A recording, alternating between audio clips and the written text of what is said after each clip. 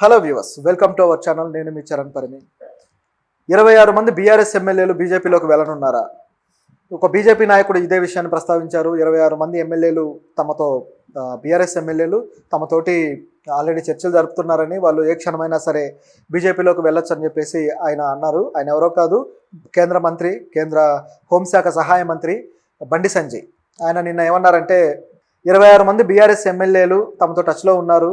So ఏ క్షణమైనా సరే తమ పార్టీలోకి రావచ్చు. కాకపోతే ఆ బీఆర్ఎస్ ఎమ్మెల్యేలు నైతిక విలువలకు కట్టుబడి వాళ్ళు రాజీనామా చేసి వాళ్ళ పదవులకి అప్పుడు మాత్రమే వస్తే మేము యాక్సెప్ట్ చేస్తాము అని ఆయన చెప్పడం జరిగింది. అయితే ఇది ఎంతవరకు నిజం, అంత నైతిక విలువలు బీజేపీ పాటిస్తుందా అనేది ఒకసారి చూద్దాం. నిజానికి ఇప్పుడు తెలంగాణలో ఉన్న ప్రభుత్వం కాంగ్రెస్. సో ఒకవేళ మారదలుచుకుంటే కాంగ్రెస్లోకి మారుతారు, కానీ ఎందుకు బీజేపీలోకి మారుతారు? ఈ ప్రశ్నకు మరి సమాధానం బండి సంజయ్ చెప్పాలి. ఎందుకంటే ఆల్రెడీ కొంతమంది మంత్రులు, ఎప్పుడైతే కొంతమంది ఎమ్మెల్యేలు అలాగే మిగతా నాయకులు కూడా కాంగ్రెస్ గవర్నమెంట్లోకి రాగానే బీఆర్ఎస్ నుంచి మారారు. అయితే ఈ మారిన వాళ్ళ విషయంలో కేసీఆర్ కానీ కేటీఆర్ కానీ చాలా అసంతృప్తి వ్యక్తం చేశారని కూడా తెలిసిందే. ఆల్రెడీ వాళ్ళు మారి వాళ్ళకు రూట్ చూపించిన తర్వాత మిగతా వాళ్ళు ఎందుకు బీజేపీలోకి వెళ్తారు? వెళ్తే కాంగ్రెస్లోకే వెళ్తారు. కానీ బీజేపీతో మంతనాలు జరుపుతున్నారు, బీజేపీలోకి వస్తారు, కానీ మీరు నైతికంగా మీరు రిజైన్ చేసి రండి అని చెప్తున్నాము అన్నారంటే ఇది హాస్యాస్పదంగా ఉందన్నమాట. మరి గతంలో ఎందుకు ఇలా చేయలేదు? మిగతా బీజేపీ వేరే రాష్ట్రాల్లో గవర్నమెంట్ ఏర్పాటు చేసినప్పుడు అక్కడ ఎందుకు వాళ్ళు ఆహ్వానించి నాయకులను చేర్చుకోవడం జరిగింది? సో అక్కడ ఏమి నైతిక విలువలు పాటించి రాజీనామాలు చేసి చేర్చుకునే పరిస్థితి మరి అక్కడ ఏమీ లేదు. మరి ఇక్కడే ఎందుకు అంటున్నారంటే ఇది నమ్మశక్యంగా లేదు ముందు. ఎందుకంటే 26 మంది గవర్నమెంట్ ఎవరైతే స్థాపించారో వాళ్ళ దగ్గరికి వెళ్తారు, కానీ వీళ్ళ దగ్గరికి రావాల్సిన అవసరమే లేదు కదా. ఇది మొదటి పాయింట్.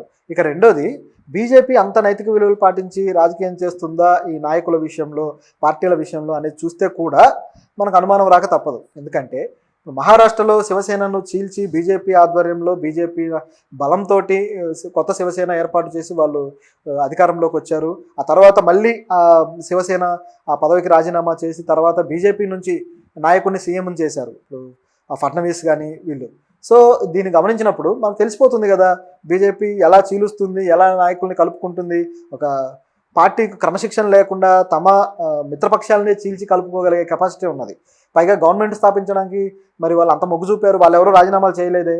ఎవరైతే ఈ శివసేన చీలిన తర్వాత బీజేపీతో పొత్తు పెట్టుకున్న వాళ్ళు, సో వీళ్ళెవరు రాజీనామాలు చేయలేదు, పైగా గవర్నమెంట్ ఏర్పాటు చేశారు. అలాగే ఈ ఈడీల విషయంలో కూడా, ఈడీ సిబిఐ దాడుల విషయంలో కూడా బండి సంజయ్ రియాక్ట్ అవ్వడం జరిగింది.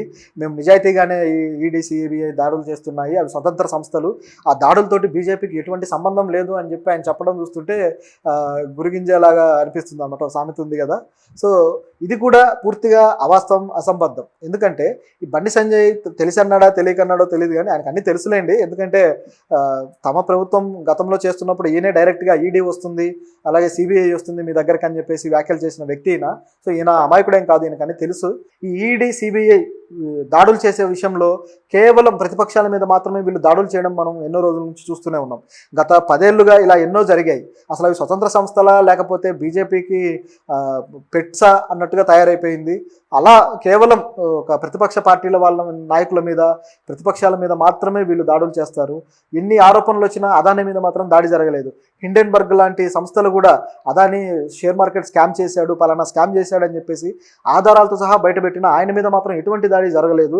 కానీ ఈ సోను సూద్ మీద, అలాగే అనురాగ్ కశ్యప్ మీద, ఇలాంటి వాళ్ళ మీద మాత్రం ఈడీ సిబిఐ దాడులు చేశారు. వాళ్ళు ఏమన్నా వ్యాపారవేత్తల, వాళ్ళు ట్యాక్సులు సరిగా కట్టట్లేదా?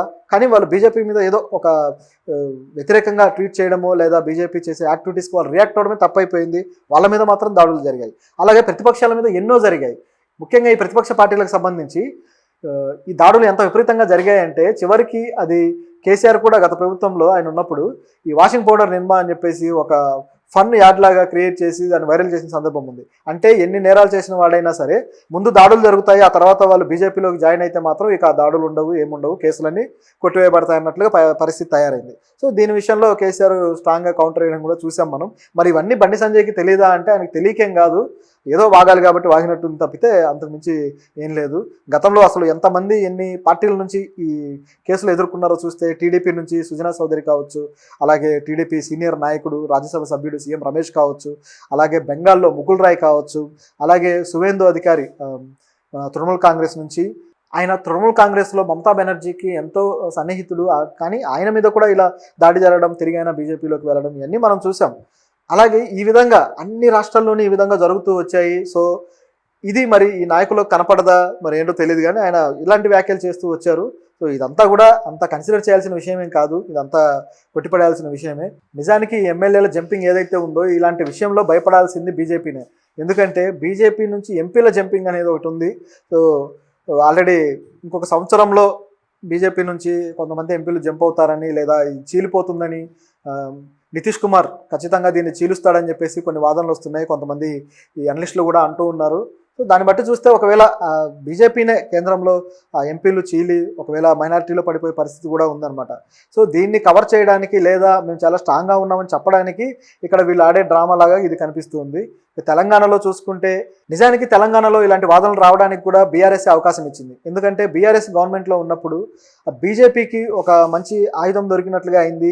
కాంగ్రెస్ను అణచేస్తే మేము తాము సేఫ్ జోన్లో ఉంటాం అనుకున్నారు, కానీ ఆ కాంగ్రెస్ ప్లేస్లోకి బీజేపీ వస్తే అది ఎంత ప్రమాదకరంగా మారుతుంది, వాళ్ళు తమను ఎలా హైజాక్ చేస్తారో గుర్తించలేకపోయింది బీఆర్ఎస్.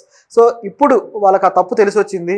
కాంగ్రెస్ ఏమో చివరికి అధికారంలోకి వచ్చి బీఆర్ఎస్ కూడా డౌన్ అయిపోయి పూర్తిగా ఎంపీ సీట్లు అయితే అసలే లేకుండా పోయాయి, పూర్తిగా డౌన్ అయిపోయి బీజేపీ మాత్రం రాష్ట్రంలో పుంజుకునే అవకాశం దొరికింది. సో బీజేపీ నెక్స్ట్ ఎలక్షన్కి వచ్చేసరికి ఇంకా పుంజుకోవచ్చు, చివరికి బీఆర్ఎస్ సైడ్ అయిపోవచ్చు ఏమో చెప్పలేము. ఆ విధంగా బీజేపీకి ఒక రకంగా లిఫ్ట్ ఇచ్చినట్టుగా తయారైందనమాట. దీనికి నిజానికి బీఆర్ఎస్ఏ కారణం అని చెప్పాలి. అయితే ప్రస్తుతానికైతే ఏ సమస్య లేదు, ఊరికే వాళ్ళని బెదిరించడానికో లేకపోతే మొమెంటమ్ని ఇటువైపు షిఫ్ట్ చేయడానికి అలా ప్లాన్ చేసినట్టు కనిపిస్తుంది తప్పితే ఈ వ్యాఖ్యలు అంత వాస్తవం అయితే ఏం లేదు.